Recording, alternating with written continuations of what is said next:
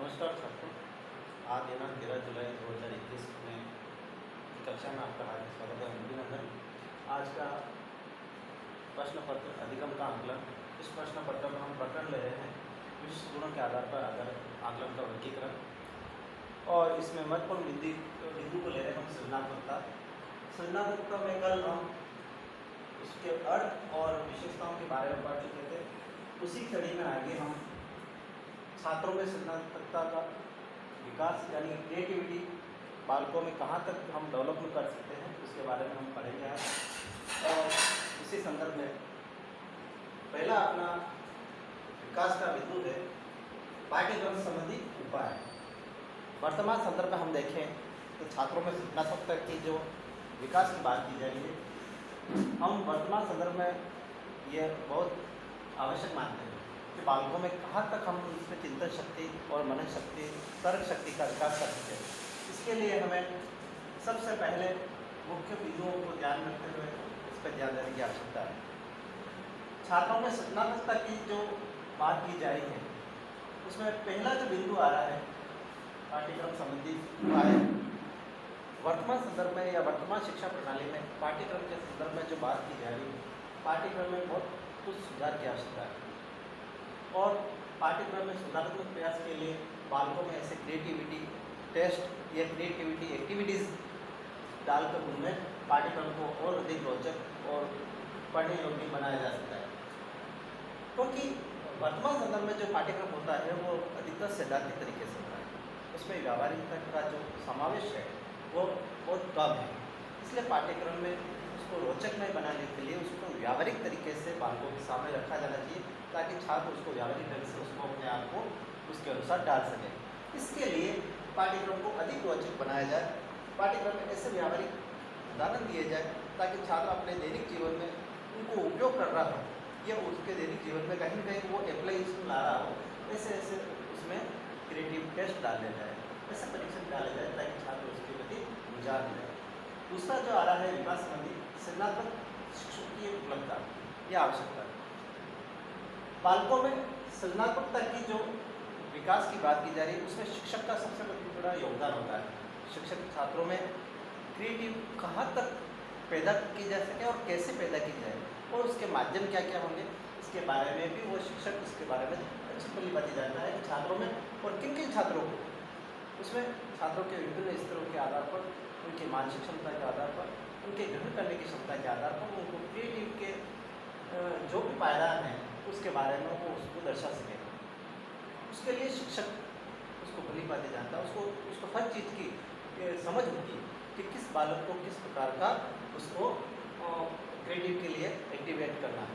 तो वहाँ शिक्षक की भूमिका सबसे ज़्यादा महत्वपूर्ण होती है। दूसरी आती है तीसरा विकास का जो पायदान है खेल संबंधी गतिविधि। अब बालकों में सृजनात्मकता की जो पैदाइश करनी है, विकास करना है, उसका डेवलपमेंट करना है, तो बालकों में खेल संबंधी जो अवधारणा है, गतिविधियाँ हैं, उनको बढ़ाना पड़ेगा। उनको खेल खेल के माध्यम से किस तरह से सिखाया जाए, अधिगमित किया जाए, उनको पाठ्यक्रम से जोड़ा जाए ताकि वह शैक्षणिक और शैक्षणिक गतिविधियाँ उस खेल के माध्यम से संपन्न हो सके।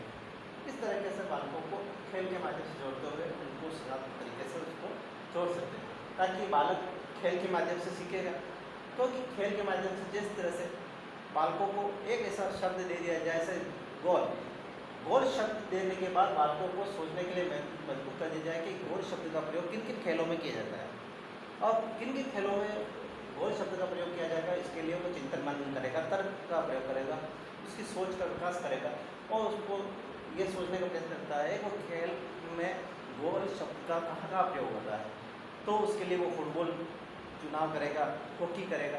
इस तरीके से वो इन हॉकी और फुटबॉल खेल के इर्द गिर्द वो अपनी चिंतन क्षमता को विकसित करेगा। हाँ, गोल शब्द का प्रयोग इसमें होता है और उन गेम्स के प्रति बहुत चाहने का विचार करेगा और उसको सोच को चिंतन करेगा कि मैं भी इस खेल में अपनी सहभागिता दिखाऊँ। साथ ही साथ रहस्यमय गतिविधियाँ, छात्रों के सामने ऐसी बहुत सारी ऐसी रहस्यमय गतिविधियों को भी आयोजन करना चाहिए ताकि छात्र क्रिएटिविटी को आगे प्रोत्साहित कर सकें, उसमें रचनात्मक शक्ति का विकास हो। उसमें ऐसे ऐसे टॉपिक डाल दिया जाए या ऐसे ऐसे कार्य दिए जाए छात्रों को ताकि वो उस कार्य को करने के लिए सक्षम हो सके। रस में गतिविधियों के माध्यम से उसको ये बताया जाए कि वो हर तरीके से उदाहरण के माध्यम से, जैसे किसी पर निबंध लिखने के लिए दे दिया जाए, मान लीजिए वो प्रधानमंत्री होता तो वो क्या करता, ऐसे अचानक ऐसे टॉपिक उनके सामने रख दिया जाए ताकि वो उसको सोचने के लिए मजबूर हो जाए कि मैं भी इस कार्य को कर सकता हूँ, या इस तरह से मैं होता या प्रधान होता तो मैं क्या करता। ऐसे ऐसे उसके सामने ऐसे टॉपिक दे दिए जाए। फिर सामूहिक कार्य, यानी कम्युनिटी वर्क की जब बात की जा रही है, बालकों के सामने ऐसे कम्युनिटी वर्क दे दिए जाते हैं ताकि बालकों को वो कार्य करने के लिए और अधिक जिज्ञासा जागृत हो जाए। क्योंकि कोई भी बालक अकेला कार्य दिया जाता है तो उसमें उदासीनता आ जाती है, शिथिलता आ जाती है, ये थकान महसूस करता है। और वही कार्य उसको कम्युनिटी के साथ, सभी छात्रों के साथ, विभिन्न छात्रों के साथ, विभिन्न प्रकृति वाले छात्रों के साथ उसको जोड़ के उस कार्य को दिया जाए तो वो कार्य टुकड़ों में होगा, लेकिन वो अलग अलग चिंतन मनन शक्ति वाले मस्तिष्क वाले बालकों की क्षमताओं के साथ वो कार्य अलग अलग तरीके से होगा। और उस कार्य को करने के लिए अलग अलग रूपरेखाएँ, नए नए चिंतन मनन विचार उसको जोड़ते हुए उस कार्य को अच्छी तरह से कर पाएंगे। तो कम्युनिटी के माध्यम से जो कार्य हो रहा है वो बहुत अच्छा होगा। फिर कला संबंधी खेल, कला संबंधी खेल यानी कि कलाओं के माध्यम से बालकों को सिखाया जाए, खेल की गतिविधियाँ करवाई जाए, जैसे चित्रकला के माध्यम से या नाट्य कला के माध्यम से। ऐसे कलाओं के माध्यम से खेल खेल खेल में वो उसमें सृजनात्मकता की शक्ति या रचनात्मक शक्ति का किस तरह से विकास किया जाए, वो इस कला संबंधी खेलों के माध्यम से होगा। फिर अगली जो बात आ रही है शिक्षण व्यूह रचनाएँ, यानी कि टीचिंग जो टेक्निक होती है या स्टडीज होती है वो उसके माध्यम से बालकों को किस तरह से सिखाया जाए। ये जो गतिविधियाँ हैं उसके माध्यम से बालक अच्छी तरह से अपने आप को डाल सकता है। उसके लिए शिक्षण के लिए शिक्षक को कौन कौन सी व्यूह रचनाएँ करनी पड़ेगी कि कल्पनाओं का सर्वाधिक प्रयोग करें। वह शिक्षण करवाते समय बालकों में कल्पनाशील शक्तियों के साथ साथ उसको ऐसी तरह से माहौल में जोड़े कि बालक अधिगमित होने के साथ साथ वो कल्पना का सर्वाधिक प्रयोग करते हुए चिंतन शक्ति करे, वैज्ञानिक चिंतन खोज की जो भावना है वो उसमें विकसित होगी। क्योंकि खोज और चिंतन, तर्क शक्ति, मनन, विचार ये सभी कल्पनाओं से जुड़े हुए होते हैं। फिर बात आती है विचारों की बाहुल्यता। जब बालक के सामने ऐसी बहुत सारी परिस्थितियाँ विकसित कर दी जाती है तो वो अनेक विचारों के माध्यम से अपनी सोच को विकसित करने लग जाता है, क्योंकि वह जानता है कि मैं अगर उसके बारे में सोचूंगा नहीं तो मैं उस कार्य को कर नहीं पाऊंगा, तो वो उसके बारे में अधिक गहनता से सोच विचार मनन करने लग जाता है। फिर वैकल्पिक प्रयोग, और वैकल्पिक क्योंकि कोई किसी समस्या को अगर छात्रों के सामने रख दिया जाए और उसको विकल्पों के साथ साथ उसको प्रस्तुत किया जाता है, तो शिक्षक जब विकल्पों को प्रस्तुत कर रहा है तो छात्रों के सामने विकल्प उपस्थित होने के बाद उन विकल्पों के माध्यम से अधिक जानने का प्रयास करें कि हो सकता है ये नहीं, वो सही होकर वो दूसरा सही हो सकता है, तो उसके सामने विकल्पों की बाहुल्यता के कारण उसमें और अधिक सोचने के लिए मजबूर हो जाए। फिर ज्ञान और क्रिया में समन्वय, क्योंकि बालक अगर किसी कार्य को कर रहा है तो अपनी सोच और चिंतन मनन के साथ ही उस कार्य को करने के लिए तैयार होगा।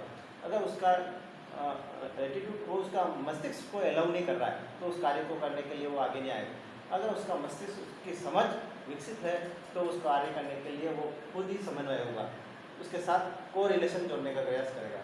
फिर बात आती है निर्णय का मूल्यांकन। निर्णय का मूल्यांकन जब बालक सभी कार्य से संपूर्ण हो जाता है, सारे क्रियाकलाप कर लेता है, उसके बाद जो निर्णय होता है उस निर्णय का जो डिसीजन है वो स्वयं लेता है कि मैंने जो कार्य किए है क्या उसमें मैंने किस तरह से सफलता प्राप्त की है, उसका मूल्यांकन भी वो स्वयं करता है। फिर बात आती है विकास में। आठवां जो है समाजोपयोगी कार्य, यानी कि SW कार्य की जो बात की जा रही है कि हर बालक या शिक्षक विद्यालय में जो उपस्थित होता है वो समाज के संबंध में जुड़ा होता है, वो समाज के लिए ही कार्य करता है। तो विद्यालय, शिक्षक और छात्र त्रिकोणीय जो ट्रायंगल होता है वह समाज के लिए कार्य करता है, समाज के हित के लिए कार्य करता है। फिर बात आती है वाद विवाद का आयोजन।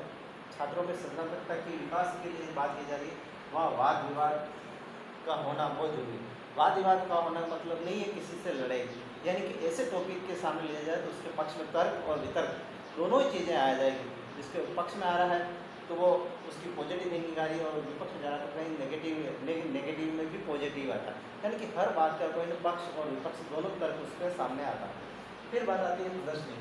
प्रदर्शनी के माध्यम से बालक जो बात अपनी मुख के माध्यम से या बोल के नहीं बता सकता, लेकिन प्रदर्शनी के माध्यम से अच्छी तरह से वो एक्सप्लेन कर सकता है।